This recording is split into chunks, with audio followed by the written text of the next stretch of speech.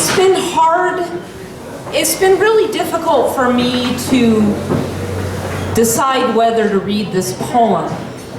So before I read it, I just want to give a little disclaimer about it, just FYI.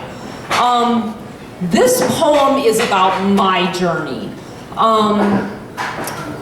And the reason it's a struggle for me to perform it is because in our poetry community, we have a lot of people who have been through some hardcore shit. And it comes out in our poetry, right? And I've been through hardcore shit.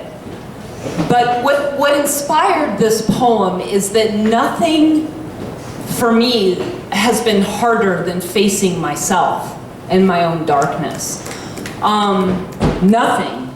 And I want you to know as I read this, if you are still in a place where you're raging at the people who fucked you over, that's a beautiful place to be. Okay? So wherever we're at in our journeys is okay. So like this is just me. But it is called Sick of Myself. This poem begins with a quote. And the quote is by Elizabeth Gilbert.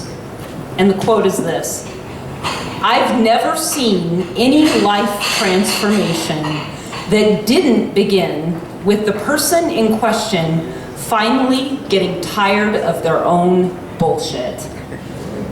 And this is the poem. He's done me wrong. She's done me wrong. The world's done me wrong. It's so unfair. There have been times in my life when I was handed shit on a stick. Sometimes this showed up at a county fair as a burnt corn dog. Sometimes I got the stomach flu the day of the class field trip, or 20 years later, the day I had concert tickets. Sometimes I got abused. Sometimes I got bullied. Sometimes I ended up with pigeon shit in my nachos at a baseball game. That's true. Sometimes I got abandoned and betrayed by people I turned myself inside out and hammered myself into wet clay for. But here's what's hard to say. My victim story was as sweet as passion fruit juice, as magnetic as an iron ore mine pulsing with murmurs of what I believed I was owed. A ledger of injustices presented to God in temper tantrums disguised as prayers. A stack of pornos hidden in my closet, filled with succulent images of my own whimpering innocence. My victim story was a drug, a way to arrest my own becoming, a strategy to postpone growing up. I prostituted entitlement and worked for a pimp named self-pity. The level of abuse I could tolerate was directly proportional to my value. The more I could take, the better person I was. I needed you to be bad so I could be good. I could not exist apart from my trauma. Trauma was dialysis and oxygen and a colostomy bag and all the apparatus that kept me alive. Because who was I if I was not traumatized? Could these lungs really breathe on their own?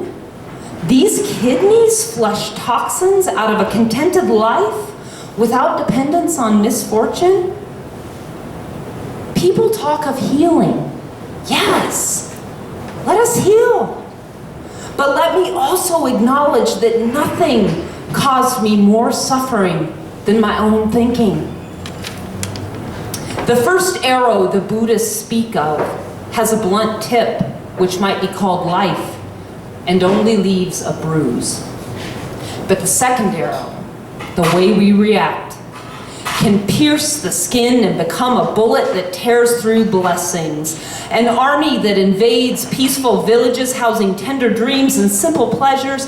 A dictator who executes gratitude by firing squad and displays its body for those who have optimism to see. You see, the only real freedom I will ever have is gathering my bundle of troubles into my arms and saying, this is mine, and this is the magic I will make of it.